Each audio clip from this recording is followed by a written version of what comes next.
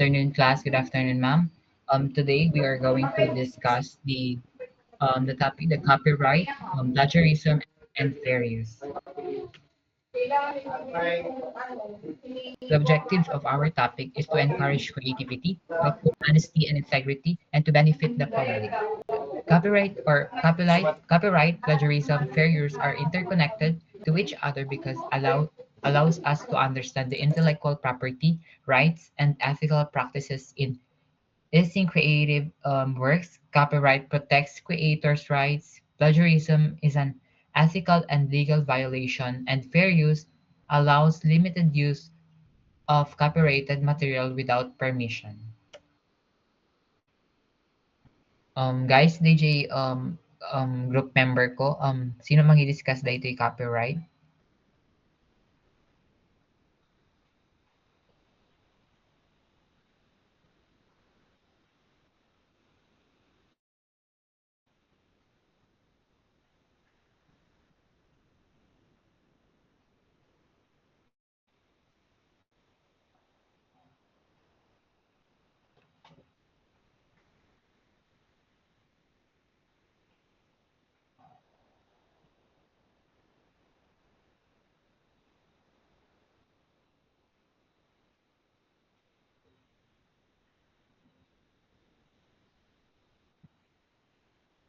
Yung group member ko po,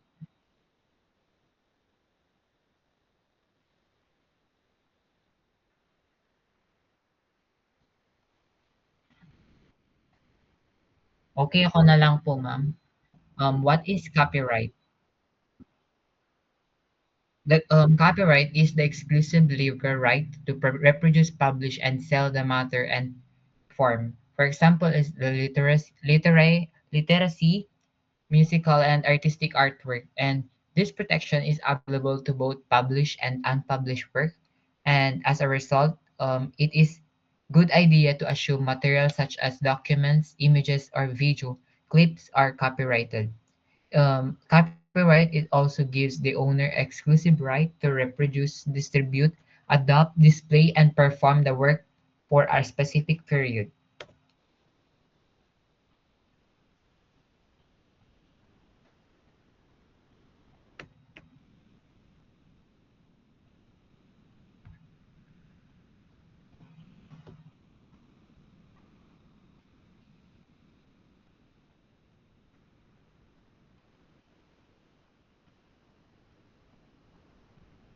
This is the copyrightable works include the following categories: that literary works, musical works, dramatic works, choreographed works, pictorial graphics,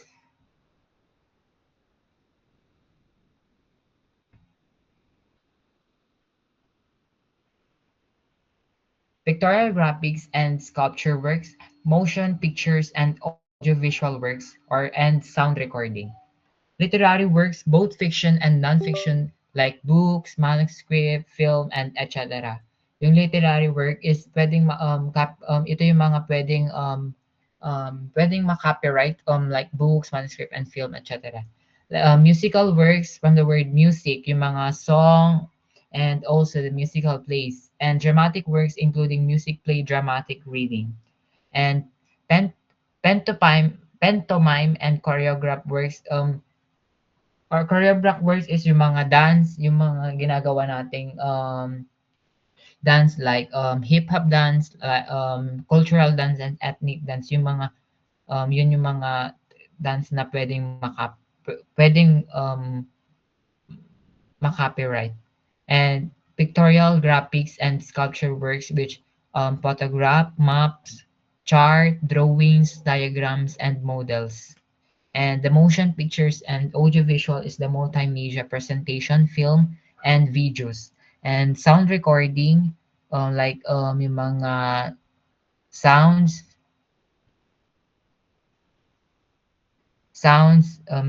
computer discs, tapes, and cassettes.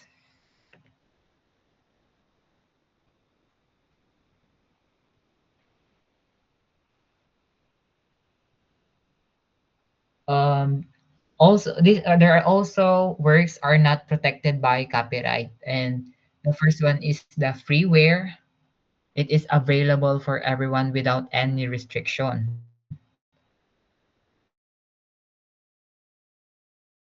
And protected by copyright, which can be freely used by everyone. From the word public, pwedeng gamitin ng lahat na walang um, restriction.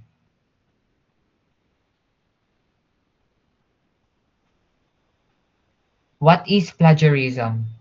The plagiarism is an act of using someone's works, ideas, and words without permission and proper citation to acknowledge the author.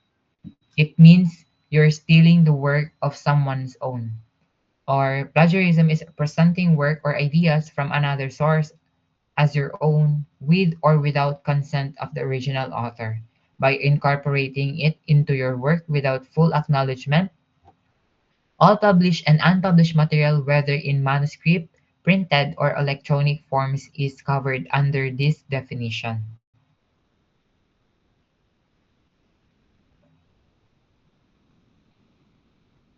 There are seven types of plagiarism. The first one is the complete plagiarism. Complete plagiarism is stealing or borrowing someone's work and submitting it as your own.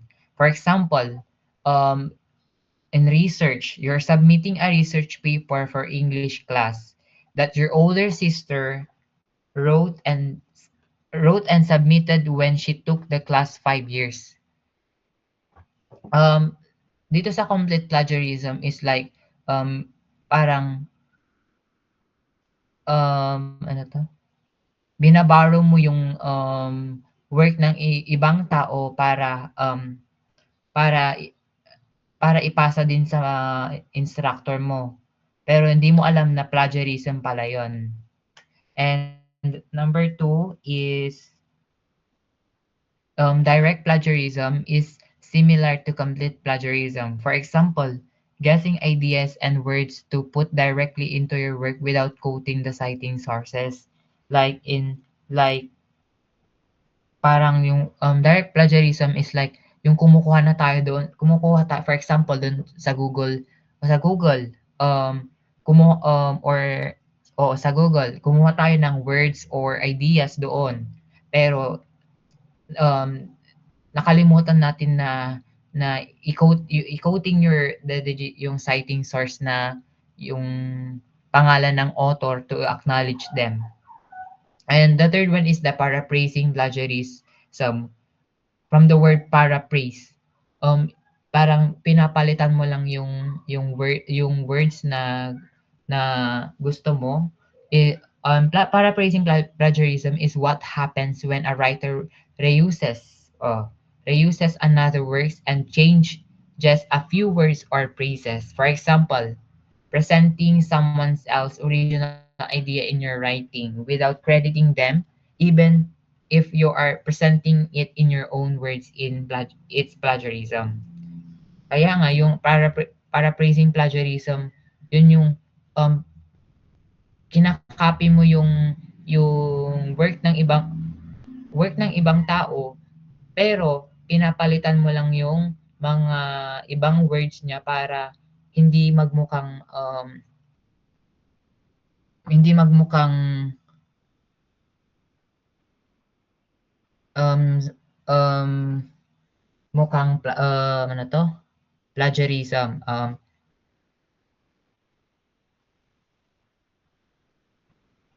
And the fourth one is the self-plagiarism. This is reusing content from your essay in your research paper would be an act of self-plagiarism. When we say self-plagiarism is for example, yung work mo noon na naipasa mo na nung, for example, grade 12 ka, pero ngayong college ka na, may subject ka na, parang um, same yung work na gagawin mo noon. Kaya kinuha mo na lang yung work mo dati, para yun na lang yung ipapasa mo. Pero isa yun yung isa yun yung plagiarism kasi self-plagiarism. plagiarism yun kasi you are reusing your content from your essay in your research paper. Um, when we talk about self-plagiarism, it is all about, for example, is that, kung sabi mo, nung grade 12 ka, you already published, nag-publish ka ng isang research study mo. Now, you're going to create another research study. Pero ang ginawa mo, nire-use mo lang yung laman ng na-publish mo na. Kaya siya nasabi na self-plagiarism kasi na-publish mo na yung work mo na yon. And yet, ginamit mo na naman siya doon sa new na research study mo. Kumbaga, you are plagiarizing your own work. Yun ang ibig niya sabihin. Um, the next one is the patchwork plagiarism, also known as mosaic plagiarism. Uh, Mosaic plagiarism. Patchwork plagiarism refers to instances where plagiarized work is the interwoven with the writer's original work. For example, for example, taking a clause from a source and embedding it in a sentence of your own. Parang kinukuha mo yung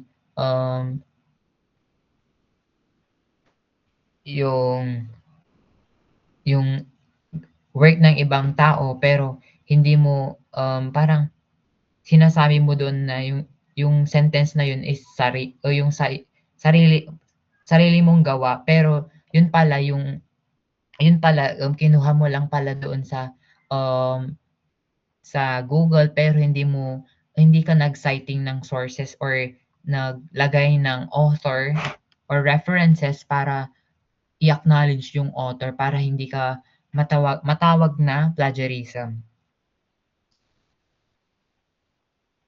The sixth is the source-based plagiarism. Source-based plagiarism can be a tricky one to understand.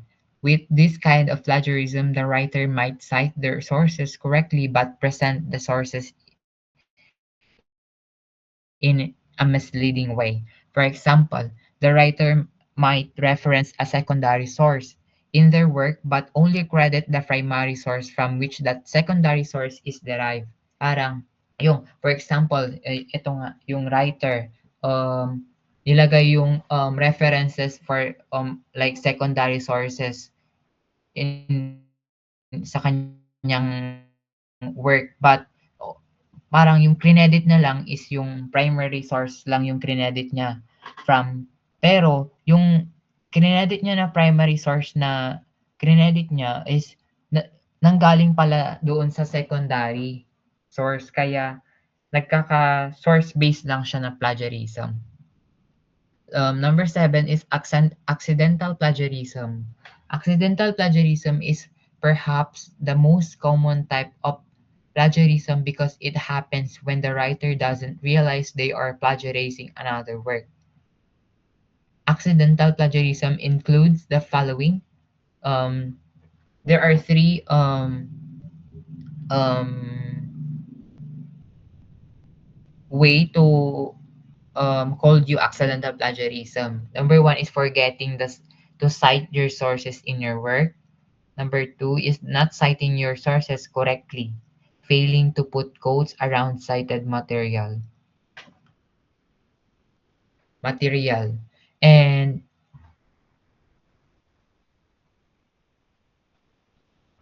and um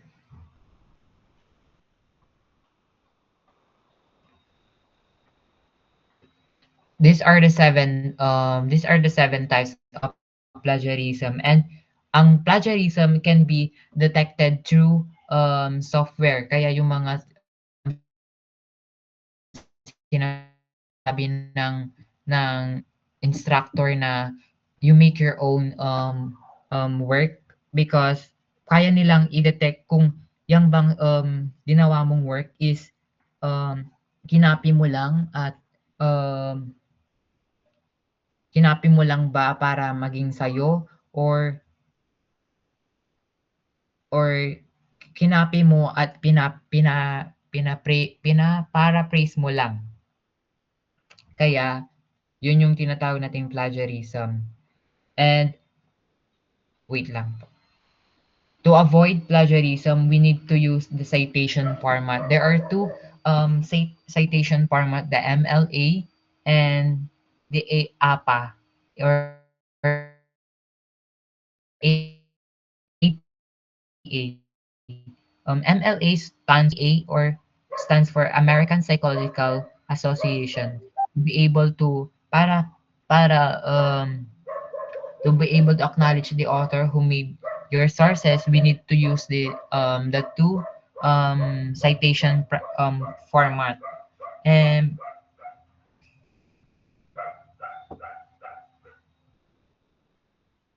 and the last topic is the fair use. Guys, sino yung sa Second, group second, member ko ng second. group 3?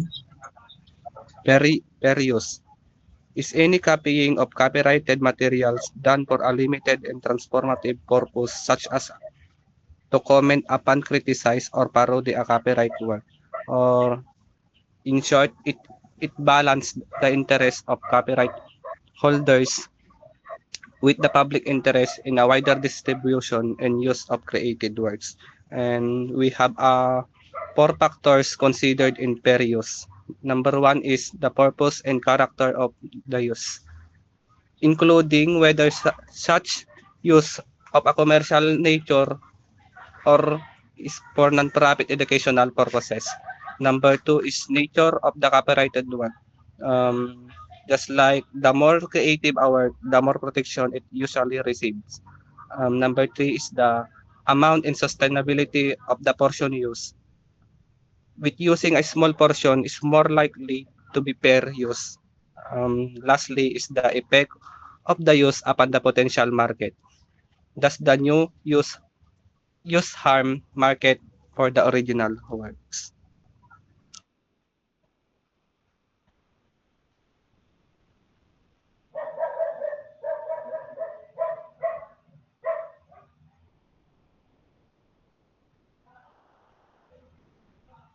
Alpasan.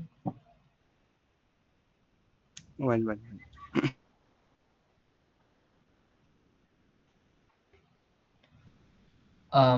Naibagam ba the four factors judges considered are? Well. Okay, next.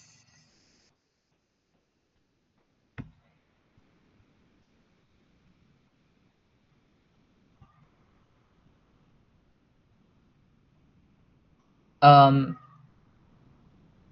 Also, I'm also additional for fair use is um, like fair use is a legal doctrine that allows the limited use of copyrighted material without permission from the copyright holder for purposes such as criticism, comment, news, reporting, teaching, scholarship, and research. It balances the interests of copyright holders with the public interest in the wider distribution and use of creative works. Um, and also, add doon sa may four factors,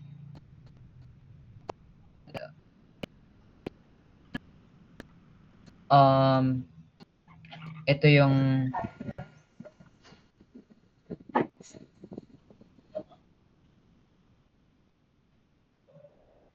Nagbabackward ka. Nawawala-wala yung boses mo, Daniel. Okay? So, ang fair use, actually, ang fair use, it is a core concept in US copyright law that allows you to use limited portions of a copyrighted work without the owner's permission. Para siyang, is a safety valve for free expression. And it ensures that copyright doesn't, stifle criticism, commentary, reporting, teaching, research, or parody. Ang catch dito is that there's no exact rule. Sabi nga, di ba, fair use. Diba? Ang fair use, hindi ito yung automatic na karapatan. It's not an automatic right.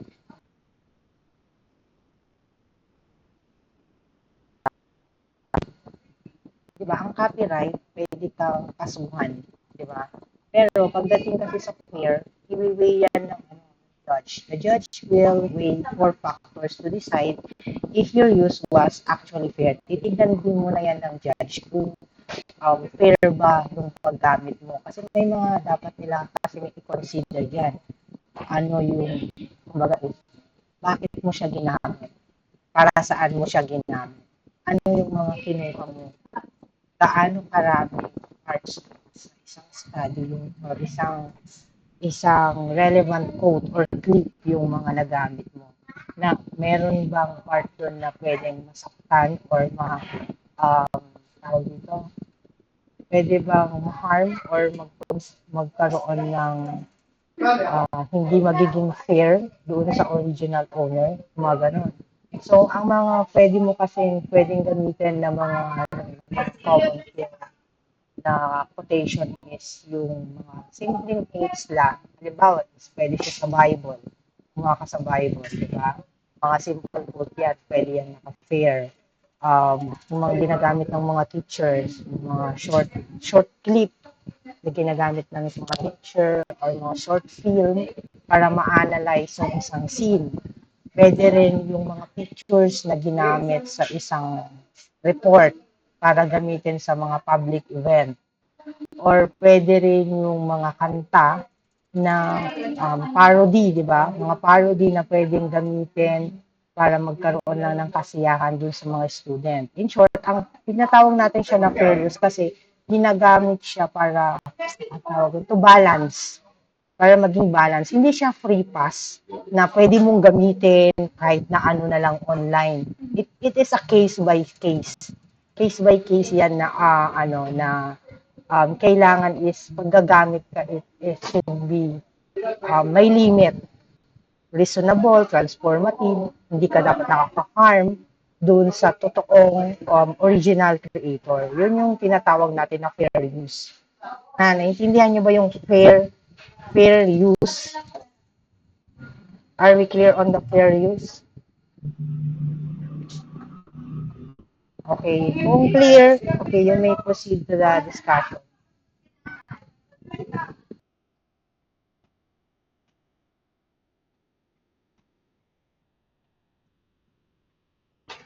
Um,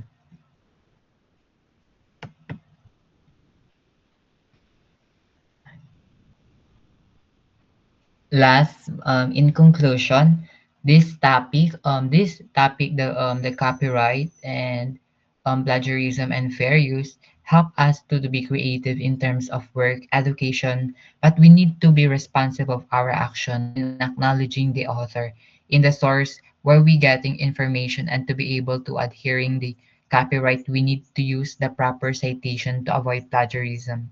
And to maintain integrity and creativity, we need to use fair. And kasi mas magandang kasi na gumawa na lang tayo ng sarili natin parang ma-appreciate yung sarili natin, ma-appreciate din yung sarili natin kasi oh nakagawa tayo ng sarili natin, hindi ito work ng ibang tao kasi pag kasing gumawa ka ng work mo pero yung work mo is work ng iba, parang sinasabihan ka na wala kang ano to? Originality. Yes, wala kang originality. Kaya mas maganda na lang na but it's okay to create a work and copy the we need to create a work, but we need to use the citation format to be able to acknowledge them kasi mas maganda na acknowledge natin yung mga author na gumawa para naman makilala ng ibang tao kasi ang hirap naman sa mga gumawa nun kung kokopyahin mo lang yung ginawa nila na wala ka naman lang nilalagay na quoting para makilala sila na dun ka kumuha ng source mo. Kasi hindi ka makakagawa ng work mo kung hindi ka titingin sa mga Google, but make sure na we use the proper citation. And kaya laging tatandaan na it's okay to copy a word and but we need to use the citation format to avoid plagiarism and fair use. We lagi kailangan nating gumamit ng pantay, walang walang nalalamangan, walang nakakasakit sa iba para mas maganda yung reputasyon natin or image natin. Kasi kapag nasira na yung image natin or reputation natin, parang hindi na tayo mapagkakatiwalaan ng iba at saka wala na tayong originality kapag gumawa tayo ng work na yung binigay nating work is ginawa naman ng ibang tao. And that's all. That's all, ma'am. Okay. So in other These words, are our references. okay, the references. Okay, so in other words naman is that we should always carry the digital ethics. Diba? We need to be, we need to respeto natin yung mga nagmamay-ari ng mga works. We need to be a responsible user and respect. Kailangan talaga may respeto sa mga sa mga original creators because respecting copyrights fosters creativity.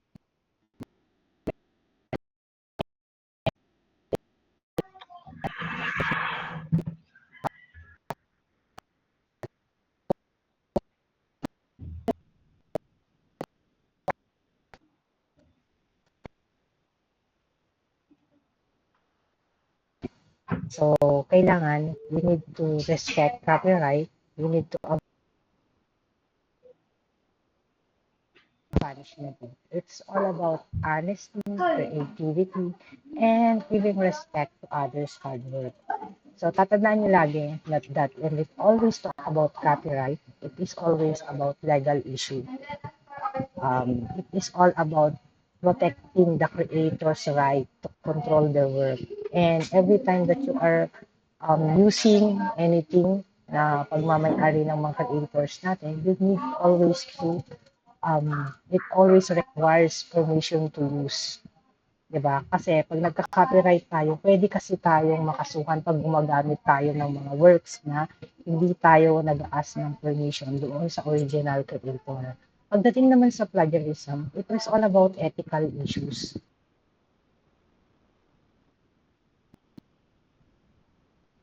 It is all about giving proper credit to the rightful na nag-publish ng mga work na yun. It requires acknowledgement. So, alam niyo na ba kung paano mag-acknowledge when you're doing your research? Alam niyo na ba? Na-try niyo na ba na gumawa ng research study, citing them in your MS Office, MS Word? Have you tried? Or ipapakita ko kung paano?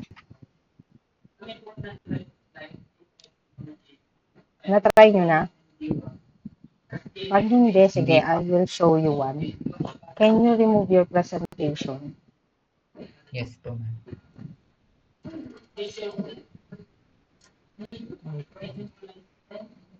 Ako naman ang mag-present.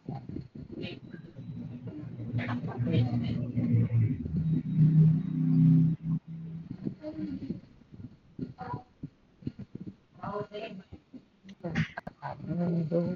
Entire screen lock done. Ang isi-share ko. Window. Ano naman, hindi naman nagpaparang ng MS Word. Ayun. Share.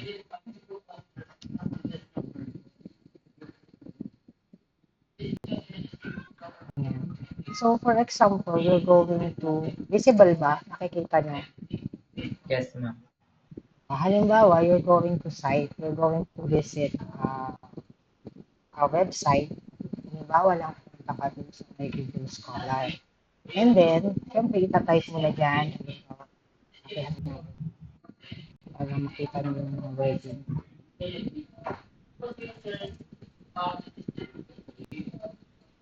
So, according to, according to, halimbawa, Arameya, according to Arameya, it is essential that digital ethics, okay, blah, blah, blah, blah, blah, yan. Now, to cite that person, kasi sa website, punta ka dito sa reference. Ito, reference. And then, insert citation. Add new source. Diba nakita nyo naka-APA format siya? Kasi usually, yung mga study nyo talaga that gagamitin nyo dun sa study nyo is always in APA format. Halimbawa, kukunin natin yan sa isang website. Ayan, kinuha nyo halimbawa sa isang website. Ang author halimbawa is si Mary Jane Haranilla. Ang webpage ko is Haranilla webpage. And it's all about digital ethics. Ang website ko is Digital Ethics.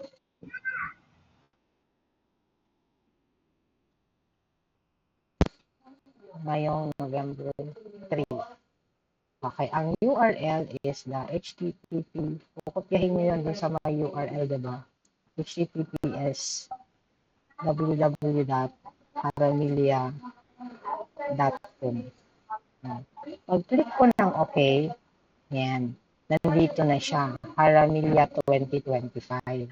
Ayan, halimbawa, ang dami-dami mo ng site, no? Pupunta ka na ngayon sa reference mo. Siyempre, gusto mo na. Para makalimutan, you know the accidental plagiarism. Nakakalimutan mong isite yung study mo. So, upon using these references in your MS Word, pagdating mo dito sa may bibliography, yan, you can paste the work cited. Automatic, nandito na yung reference ng study. So, hindi mawawala, hindi magkakaroon ng accidental plagiarism kasi through the use of references, you always cite, nagsasite ka lagi dun sa study mo, hindi mawawala yung mga references ng mga na-cite mo. Kaya may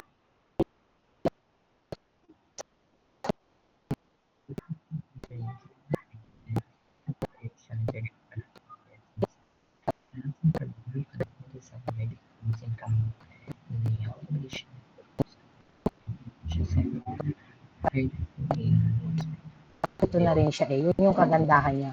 Pag-click ko na ganyan, automatic, tinuturo niya citation na yun.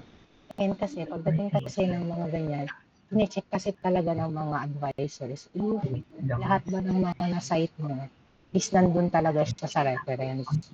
And ang kagandahan din kasi pag ginagamit mo yung references ng MS Word, pag paste mo siya, it is automatic na naka-alphabetically arranged. Yun kasi talaga yung practice na naka-alphabetically arrange yung pagkaka-references natin. Okay, clear na ba? Magagamit niyan pag nag-study na kayo. Research study. Okay. May question? May mga question pa ba?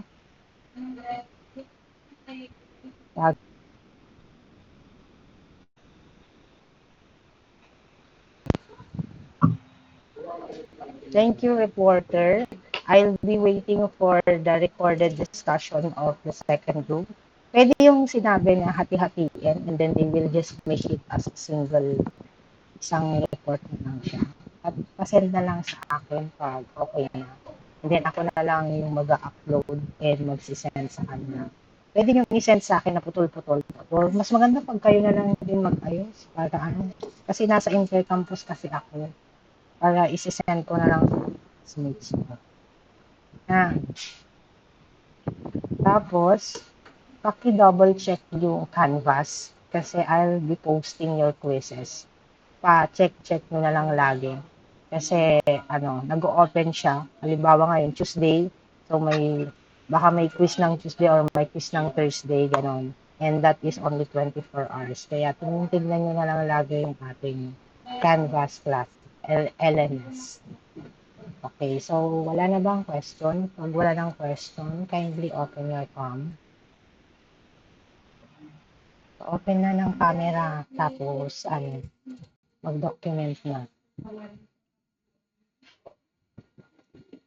Kindly open your cam, class. Tunog naman na yata sila. Uy, open na ng cam. Larissa, Tristan, Fe, Glenmore, Nina Lynn, John Lester, Lauren, MJ. Yan. Wala na. Okay, absent ko na yung mga hindi naka-open ng camera. Bahala sila. Okay, smile. 1, 2, 3. 1, 2, 3. Huwag naman yung noo nyo. Dalawa kayo dyan. Pe, sino yung isa? Pa-send ng name para hindi siya ma-absent. Okay? Okay, 1, 2, 3, smile. 1, 2, 3, smile. 1, 2, 3, smile. Okay, thank you for joining. Ingat kayo and I'll be waiting for the next reporter. Bye-bye. Bye guys. See ya. Bye, ma'am. Bye-bye. Bye, ma'am.